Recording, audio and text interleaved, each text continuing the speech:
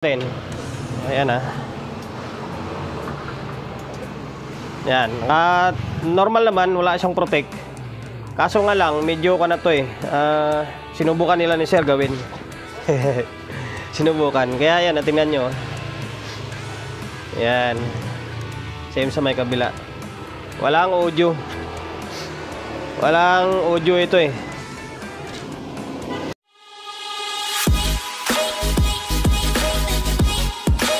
Welcome to my vlog.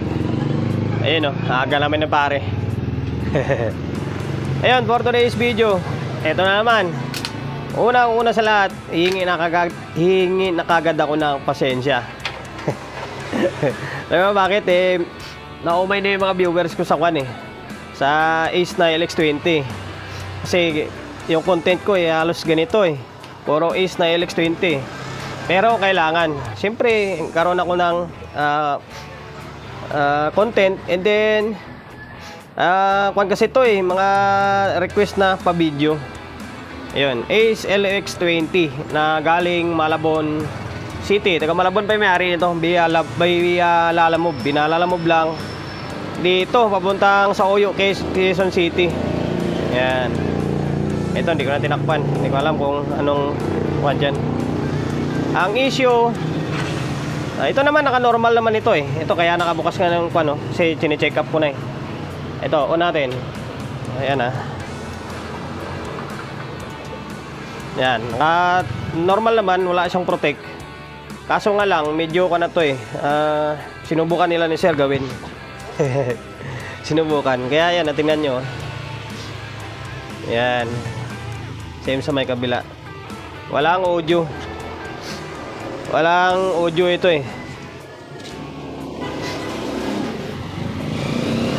Ayan, balik tayo. Customer Ang gagawin dito, ibabalik sa dati. Or, ipipix ba? Wala naman sa usapan namin yung mag-add na ng transistor and then maglalagay ng fuse. Pero, maglalagay pa rin siguro ako ng fuse na lang. And then, tingnan ko kung may output pa ako na natira. Lalagyan ko ng output ito. Yan, dadagdagan ba? Tapos, yung mga yan, tatanggalin ko na yan, babaguhin ko. Ayan, ngayon, stay tuned lang kayo. Babaklasin ko na yung mga board. And then, sa mga sa nagtanong sa akin nung nakaraan na bakit parang iba yung sinabi ko sa previous vlog ko, na value, and then sa previous vlog ko naman is iba. Oo, napapansin ko rin yun napapansin ko rin yun At katulad nga nito, iba rin nakalagay dito. Yung iba, is 201 yung nakalagay. Ito naman iba rin nakalagay dito 801 naman nakalagay dito.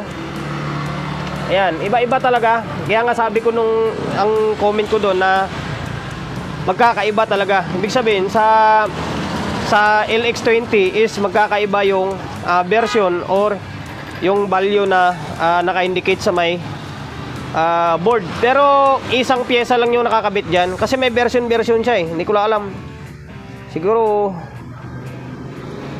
mahirap din kasi mag-bigcast ng na baka mamaya mamali tayo. Tapos hindi pala yung tama yung pagkasabi natin pagalitan tayo. Ito iba rin value rito. Iba rin 801 naman nakalagay dito. 801 hindi 800 ohms. Yung iba nakalagay 1K. Yan, yung iba naman 1.2 para mga ganon. Kaya wala naman yan, naka-indicate lang naman. So ngayon, stay tuned lang kayo, mapaklasin ko lang yung board. Nailabas ko na yung board. Ito, nakapaklas na. Yan, gutay-gutay na. Ito, pati itong power supply kasama yung capacitor. Yan, nabutas na rin ako. Para diyan sa may fuse, maglalagay ako ng fuse. Ayan. Ayan. Tanggal na yung diode Ayan, nakakating Ngayon, ito yung sinasabi ko na kakaiba. Ito naman 801 na nakalagay Tingnan nyo. Zoom natin. Ayan, yung iba dyan, ang nakalagay parang 102. Ayan, basta iba-iba. Ayan 801. Pero dito, talaga, sarado sa 202. 202 talaga lagi yan dyan. Hindi walang ibang nilalagay dyan. Ito, kakaiba.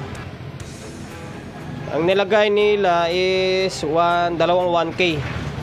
Dalawang 1K, naka-parallel, hindi nasa kwanto, 500 ohms. Ayan, babaguhin ko na lang yan, patanggalin ko na lang. Tapos palitan ko lang na medyo maliit lang para hindi siya sagwa tingnan. Ayan. Stay tuned lang kayo. Tsaka kung may mahanap ako ng pandagdag, hindi ko na paghandaan to eh. Sana makahanap ako ng pandagdag dito. Dadagdagan na lang natin to. O ngayon, stay tuned. Napalitan ko na yung dapat palitan. Baling kulang na lang, yung output na lang. Ito na oh. Yan. Medyo lumiit na. Tapos, dito yung isa. Yan. Tapos, ito naman yung isa. Tapos, nag-add na rin ako ng fuse. Yan. Ganyan yung diskarte na ginagawa ko pag maglagay ako ng fuse oh. Bago magkapasitor, pagkalagpas ng diode. Ayan. Ganda na ang fuse box oh. Likod nyo. Ayan. Ganyan lang yung diskarte. Ayun, ibabalik ko itong supply. Tapos maghanap lang ako ng transistor na pandagdag dito. Dagdagan ko na rin kahit na wala sa usapan namin yung yung mag-add ako ng transistor. Kasi package naman yung deal ko dito eh. Ayun, stay tuned lang kayo. Na-fix na yung mga dapat i-fix. Tapos nagdagdag na rin ako ng transistor. Yan, ganyan yung diskarte na ginawa ko. Bali kompleto na to. 1, 2, 3, 4, 5 na. Wala na siyang blanco. Kompleto na. Tensya na kayo guys ha. Tabing kalsada tayo kaya medyo maingay. Maingay na mayabang na mga nagmumotor. Yan. Ito kompleto na oh. Tapos yung kabilang channel, ito na rin. Kompleto na. Yan. Oh. Tapos ang diskarte nyo guys, bago kayo magdagdag ng transistor ha, baka makalimutan nyo, magdagdag nyo ng transistor nyan, magdagdag rin kayo ng emitter na resistor na bloke. Naubusan na ako ng ganitong klaseng style na resistor. Ito na lang yung ginawa ko. Yan yung pinapalit ko. Okay naman yan. Yan, same din sa may kabilang channel. So, huwag nyo kalimutan yan. Tapos yung fuse natin, ayan, meron ng laman na fuse yan. Ayan, nakalagay na yung board dyan. Balik ko na lang to. Ibabalik na lang yung mga kable. Hindi masukatan natin kung normal na yung bias niya. Ito naman, may bias naman tuloy sa kabila eh. Kabila lang yung wala. Okay, stay tuned lang kayo. Naibalik na yung kable. Parang madilim yung ilaw ko ah. Kailangan. Dilim lang talaga yung setup. Ayan, kaya naibalik na yung kable. Ngayon sukatan natin.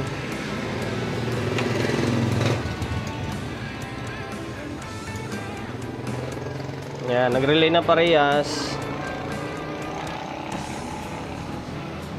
Dito yung right channel na to. Nung kanina walang bias to dito eh. Nung din lang sa akin wala to.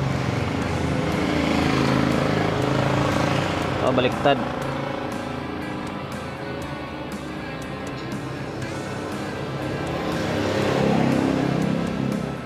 Ayan, meron na oh. Ayan, 0.25. Pwede na yan. Mas maganda nga yan, di mainit eh. So, medyo ayan oh, kabilang channel to ah. Pantay na pantay oh. Ayan, okay na. Okay na yan. Ibali audio test na lang natin ito. Ayan na, mga kwan nyo, makasabihin nyo, dinadaya ko kayo. Wala yan oh. Ayan, tinanggal ko na yung mga nakalagay na unang mga pyesa na nilagay dyan. Minalta na natin. So ngayon, nakabit lang ako ng kwan, ng audio source natin. Tapos yung speaker. Teka lang.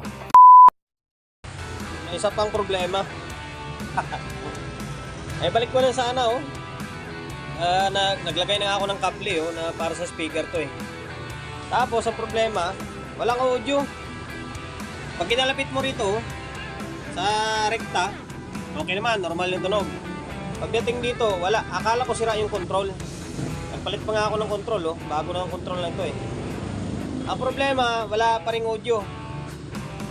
Ngayon, focus tayo rito sa may input buffer nito. Ang bihira na yan, oh. Akala ko okay na. Ngayon, stay tuned lang kayo. Babaklasin ko lang muna itong input buffer niya. Kasi, nagpalit na tayo ng control. Ganun pa rin eh. Ito, bago na ito eh. Ayaw pa rin. Kaya, kung tayo rito, babaklas tayo ng back panel niya. Tingnan natin kung ano mga problema. Baka yung switch lang. Ngayon, stay tuned lang kayo. Tagal, bago na dugtungan. Nabisita ko rito. Kasama ko dati sa trabaho. Kanto, kababayan ko, Ilonggo rin. Ito, medyo natagalan yung kadugtong ng video ko dahil pag-testing ko lang audio. Sabi ko nga kanina, nakakala ko yung control lang. Pagpalit ko, ganun pa rin, lintik na yan. Okay, focus ako dito sa may back panel. Pagpalit ko ng dalawang itong OP amp nya, 5532. Pagpalit ko ng dalawa, doon sa may in, tsaka out to eh. Yung out, ayaw pa rin. Subukan ko ng dalawa, ayaw pa rin. Nabisit ako, nasar ako, pinaltan ko na yung dalawa sa may in. Ayan, 5532. Yan, gumana. Tapos, nung gumana naman siya, akala ko, bakit tayo ko, sabi ko, di umiilaw yung kabila. Kasi hindi ko pa sinalagyan ng speaker kasi nga nakabaklas yan. Nung tinisting ko, may audio, pero hindi umilaw yung signal. Pundi pala ito. Mali ako. Pundi pala itong LED na para sa signal indicator. Pambihira niya, no? Lalo kung pinatagalan. So, ngayon, okay na to guys. Para matapos na itong walang kwentang vlog natin. Ayan, may nakakabit na speaker. Itong dalawa. Tapos, naka-stereo setup tayo. Ayan.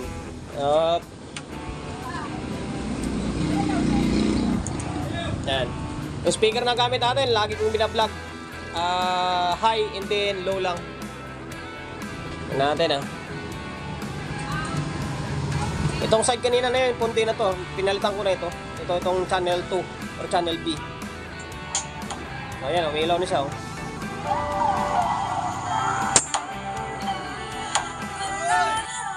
Oy!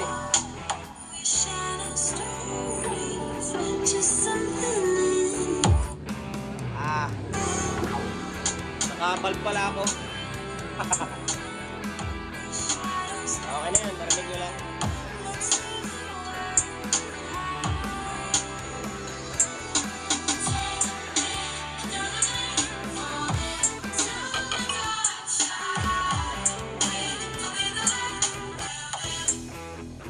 Okay guys, okay na, normal na yung tunog. Maganda na yung tunog niya. Tapos teka lang, off ko muna. Ayun, ang daming problema ng amplifier mo, sir. Yun lang yung pinagagawa natin. Pinalitan natin yung mga pyesa na kinabit nila or kinabit nila ni sir. Di ko alam kung sino gumawa eh. Pinalitan natin. Tapos naglagay tayo ng fuse. Ayun oh. Dagdag tayo ng fuse, 2 piraso. And then nagad tayo ng power transistor. Ayan, ito. Isang pares dito, and then isang pares din dito. Tapos master yung control, nagpalit na rin tayo. Kasi chinik ko rin to eh. Chinik ko na rin yung isa. Palyado na rin yung isang control niya. Tapos ano ba? Yung panguli, dito sa may OP amp niya, sa may back panel, may problema. Ito yun. Ito, hindi ko alam kung alin sa dalawa na yan. Kasi yung dalawa, alam ko good yan. Kasi yung dalawa, itong dalawa yung huli yung pinaltang ko eh. Buti may stock ako na OP amp na 5532. Tapos itong LED indicator signal niya, pundi. Ayun, okay na to. Ayun, hanggang dito na lang yung vlog natin. Sir, from Malabon, Quezon City. Okay na yung Ace na LX20 mo. Okay na, nakafix na to. Normal na.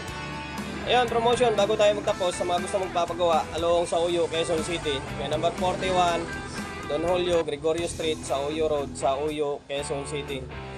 Social media pages natin, sa mga hindi pa nakapag-follow, paki-follow, hindi siyempre paki-share na mga walang kwentang video natin sa my Facebook, YouTube channel. Sa mga hindi pa nakapag-subscribe, paki-subscribe, like, share, hindi siyempre paki-hit ng bell button sa gilid para updated tayo sa mga susunod na video na i-upload natin. Ingat, God bless, and then peace atin lahat.